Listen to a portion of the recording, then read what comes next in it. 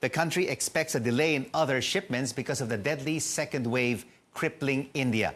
The Indian government halted exports as manufacturers push to meet vaccine production requirements. As the waiting game continues, Filipino-Indian businessmen are pitching in to boost the country's vaccine supply. Let's hear more now from Rex Daryanani, chairman of the Federation of Indian Chamber of Commerce, Philippines. Rex, thank you so much for joining us on the program. The Federation has really worked tirelessly to bring more vaccines from India to the country. Will the vaccine supply into the Philippines be affected by the soaring number of COVID cases in India? Hi, Rico. Thank you for having us. As you all know, the Serum Institute of India is the largest vaccine manufacturer in the world. And they take care of manufacturing AstraZeneca under the brand name Covishield. And they also will be the ones to manufacture Novavax. As you're also aware, the country has placed an order for Novavax. However, Novavax has yet to apply for an EUA with our FDA and with other FDAs abroad. We are now very hopeful on Bharat Biotech, which is a wholly Indian company that has developed the Covaxin brand of vaccines. This is the vaccine that the Prime Minister of India himself took. Medyo sayang lang because we had access to 20 million doses.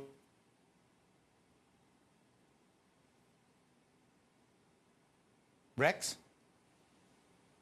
I understand that we lost that to Brazil. We are hard at work now that a conditional EUA has been approved by the FDA, who is waiting for a GMP. We're made to understand from Brazil before the final EUA can be given a go signal. We're also waiting for the tripartite agreement to be approved. Once that's done, then we go into high gear and negotiating with Bharat Biotech for stocks of Covaxin to come in. Right. So another drop ball there for 20 million doses of Covaxin, just like what happened to Pfizer when we were supposed to get 10 million doses in early January. But with the slow processing from the government, we've lost basically in the early stages about 30 million doses when we could have already had it now. So, okay, that is the past, Rex. So when can we expect Covaxin or the Novavax doses to arrive here in the country? Anytime soon? As far as Covaxin is concerned, the moment the FDA grants the final EUA as well as the tripartite agreement gets signed, then that's the only time that we can go and negotiate hard. We have been assured close to 8 million doses for the Philippines, but sadly, with what is happening now in India, which is really very sad and very unfortunate, we do understand the need for the Indian government to put a hold on their exports because they badly need it. We are confident and believe very strongly that the Indian government will be able to turn this around and the Indian people will come up ahead. And just the minute that turnaround happens, we are confident that the Indian government will help us and get some vaccines to the Philippines quickly. Yeah, because if you take a look at India and China, I mean, these are two manufacturing hubs right now for vaccines. But China was given the priority. India is also our Asian neighbor, but the government didn't give it any priority for the procurement of vaccines. India, we assure you, will be a great friend to the Philippines. And I guess it just takes some time before this friendship flourishes. But we are confident and we are hard at work to make sure that the relationship between India and the Philippines flourishes in a way that it will benefit the Philippines. A lot of hard work is needed on how we approve pharmaceutical products from India. Indian medicines are very low price and very good. However, they are not part of this international association called PICS, which is why more often than not, approvals of Indian pharmaceuticals takes close to 4 years from our FDA. So really, a lot of work has to be done in changing the mindset, in putting our own people in our embassy in Delhi to be able to visit those factories and to get the job done.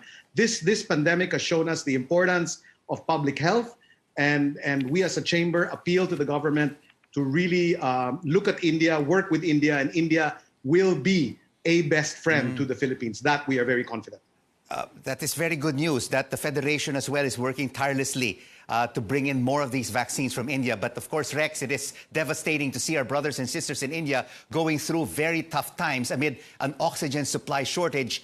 Could we also face the same problems if there's a surge yet again of cases? Rico, that is a very, very real possibility, which is why it is critical for us in the Philippines today. We appeal to the DOH to please take a look at our oxygen supply and whether or not our hospitals will be able to handle a surge like the surge that has transpired in India. And it is also very critical that the local governments, all the way down to the barangay level, really ensure that health protocols are followed. We cannot afford to get lax. We cannot afford to lose more people. Absolutely. And of course, Okta research is saying that we may see a fall in the number of infections by the end of MECQ to below 2,000. So we have to remain vigilant going forward if we shift back to general community quarantine. How are members of the chamber, Rex, helping our fellow kababayans as we continue to face this COVID-19 battle? You know, Rico, it's very heartwarming as chair of the chamber to have seen how our members responded. The moment COVID happened last year, the chamber was one of the very first organizations to respond with PPEs. One of its members brought in 3 plane loads of masks equivalent to 18 million pieces. A sizable donation was then made to the government, and we made it a point that these masks were available nationwide for people to purchase.